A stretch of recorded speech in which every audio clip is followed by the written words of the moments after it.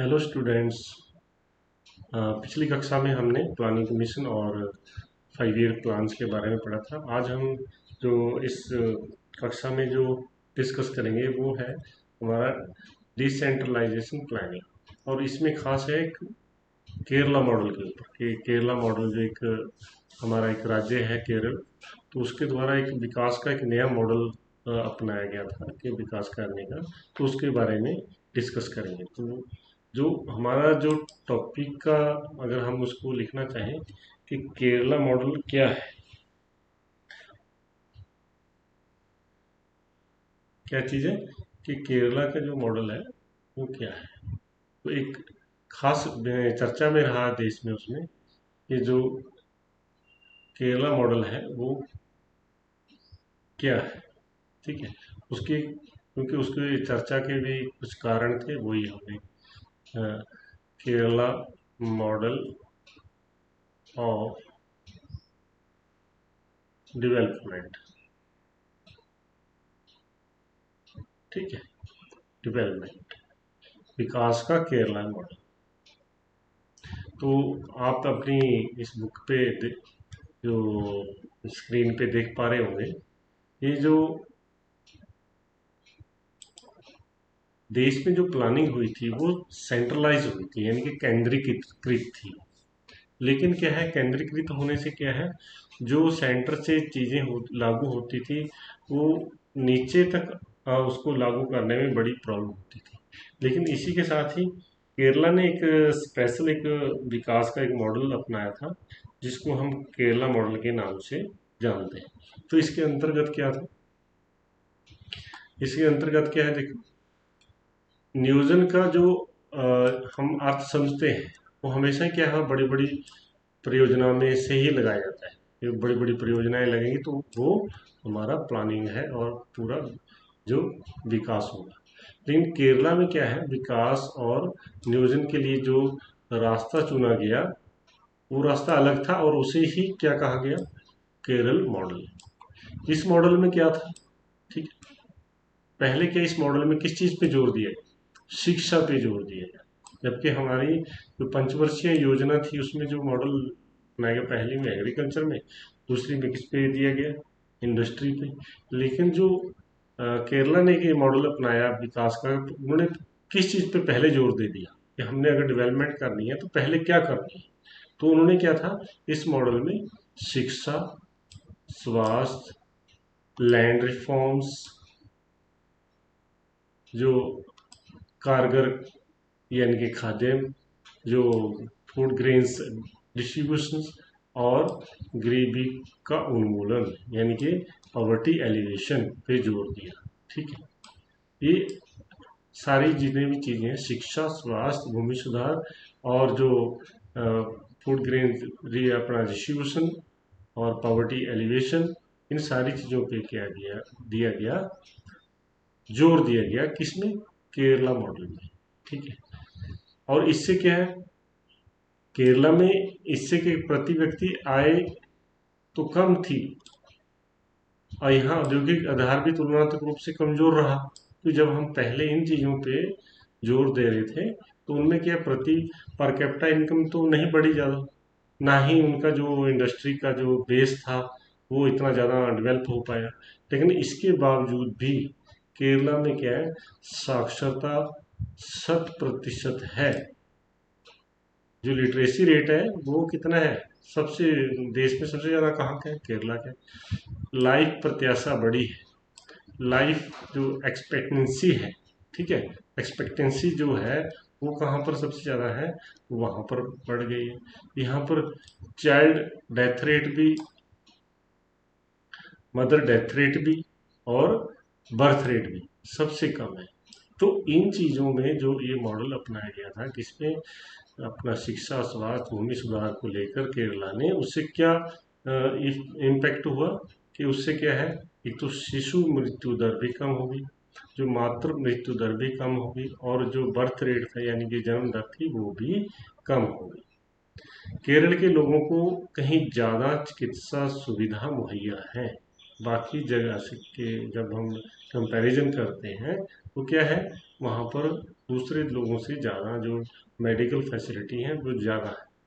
1987 से 91 के बीच में सरकार ने नव लोकतांत्रिक पहल, न्यू डेमोक्रेटिक इनिशिएटिव एक नाम से एक अभियान कैंपेन चलाई केरला के अंदर। इसके अंतर्गत क्या विकास के अभियान को चलाया गया, जिसमें विज्ञान पर्यावरण के मामले में 100% साक्षरता का अभियान शामिल है। और जिसमें क्या था इस लोकतांत्रिक पहल में, कि इसके अंतर्गत विज्ञान पर्यावरण के बारे में पूर्ण साक्षरता होनी चाहिए। इन अभियानों की रूपरेखा इस तरह से बनाई गई कि लोगों को जो स्वयं सेवी नागरिक संगठन जो एनजीओ जो होते हैं, नॉन गवर्नमेंटल जो ऑर्गेनाइजेशन है, इसको एनजीओ बोलते हैं, उनके माध्यम से विकास की गतिविधियों में सीधे शामिल किया जा सके, उनको सीधे तौर पे डायरेक्ट तौर पे शामिल किया गया। केरल में इस बात के भी प्रयास किए गए कि लोग पंचायत और ब्लॉक एंड डिस्ट्रिक्ट लेवल पे, पंचायत प्रखंड मतलब ब्लॉक लेवल, जिला मीन्स डिस्ट्रिक्ट लेवल पे की जो योजना को तैयार करने में शामिल हो। ठीक है, ये था केरला मॉडल। तो केरला मॉडल में क्या है कि जहाँ की एक विकेंद्रीकरण जो नियोजन था, विकेंद्रित नियोजन का एक सबसे अच्छा उदाहरण था। तो यहाँ पर क्या है, केरला मॉडल में वहाँ पर कृषि और उद्योगों को प्रेफरेंस या स्ट्रेस न देकर किस पे दिया गया, और वहाँ पर जो लोगों के स्वास्थ्य, लोग अपना भूमि सुधार पे और पब्लिक जो अपना फूड ग्रेन्स डिस्ट्रीब्यूशन और अपना पॉवर्टी एलिवेशन पे जोर दिया गया। और ये इतना पूरे देश में इसका काफ़ी चर्चा रहा। तो ये था क्या था अपना केरला मॉडल। इसको क्या बोला गया, जो विकास का जो चीज़ें अपनाई गई, जो तरीका अपनाया गया, उसको क्या बोला गया, केरला मॉडल। केरला मॉडल के ऊपर भी कई बार 1, 2 नंबर 3 नंबर के क्वेश्चन आ सकते हैं, या केरला मॉडल के अंतर्गत क्या क्या चीज़ें की, छोटा भी आ सकता है। ठीक है, विकेंद्रित परियोजना के बारे में कौन सा मॉडल अपनाया गया देश के अंदर उस समय, तो ये भी कई बार आपसे पूछा जा सकता है। तो ये काफ़ी चीज़ें हैं जो आपसे आप डिस्कस कर सकते हैं केरला मॉडल के अपना अंदर। अभी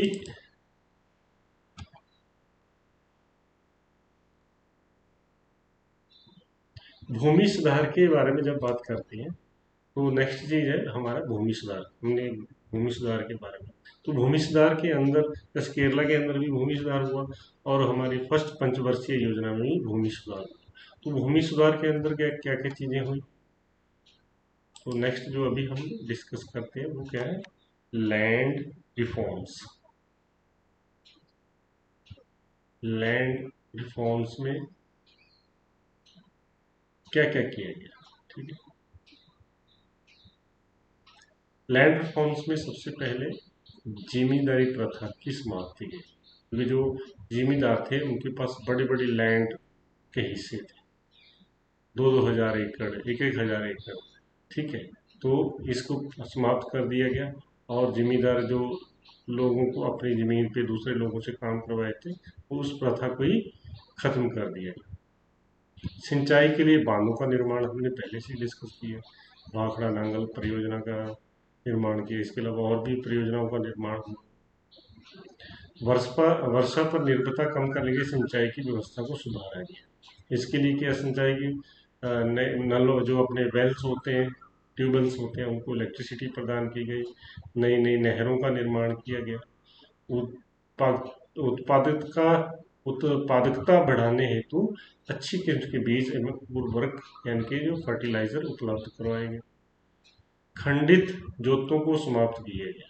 खंडित जोतों को मतलब एक खेत इधर है, एक खेत इधर है, एक इधर है, सबको एक साथ इकट्ठा ही कर दिया। ठीक है, उसको खंडित जोतों को समाप्त। दूसरी पंचवर्षीय योजना में दोगों पर ध्यान देने के कारण फिर से भारत में क्या है, कृषि की हालत खराब हो। ठीक है, भूमि सुधार तो हुआ, लेकिन बाद में क्या है, फिर से हमारा ध्यान कहाँ पर चला गया, उद्योगों पे। और अभी क्या, भारत में जो अपना खाद्यान्न संकट है वो पैदा हो गया, क्योंकि जब दूसरी पंचवर्षीय योजना में उद्योगों पर ज़्यादा ध्यान दिया गया, साथ ही आप देख रहे होंगे जो 60 का डेकेड है, 1960 से 70 का जो दशक है, इसके अंदर हमारे पास खाद्यान्न संकट उत्पन्न हुआ, क्योंकि दूसरी पंचवर्षीय योजना में क्या है, जिसको हम क्या बोलेंगे, फूड क्राइसिस। फूड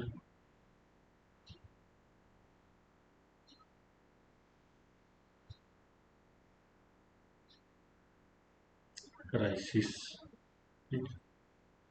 यानी कि खाद्यान्न संकट। दूसरी पंचवर्षीय योजना में उद्योगों पर ध्यान देने के कारण भारत में खाद्यान्न की कमी होगी, ठीक है। और उसके साथ ही क्या है, 1962 में चीन के जो युद्ध, चीन के साथ युद्ध हो गया, उससे भी हमारी कृषि को बहुत नुकसान हुआ। अमेरिका से फिर हमारे को जितने भी फूड ग्रेन्स थे या खाद्यान्न थे, उनका अमेरिका से आयात करने का दबाव बढ़ गया। तो हमारे को उस समय क्या है, अमेरिका से जो खाद्यान्न थे वो क्या करने पड़े, याद करने पड़े। तो हरित क्रांति के उस दौर को कहा जाता है। अभी क्या हम इसी से आगे क्या करेंगे, जो ग्रीन रेवोल्यूशन के बारे में डिस्कस कर लें। तो ग्रीन रेवोल्यूशन के बारे में हम अभी, और इस वाइट रेवोल्यूशन, दो हमारी मेन जो रेवोल्यूशंस हुई हैं वो हम अपने नेक्स्ट क्लास में करेंगे, ताकि आप एक साथ ही सारी जो टॉपिक्स हैं वो मिक्स ना हो।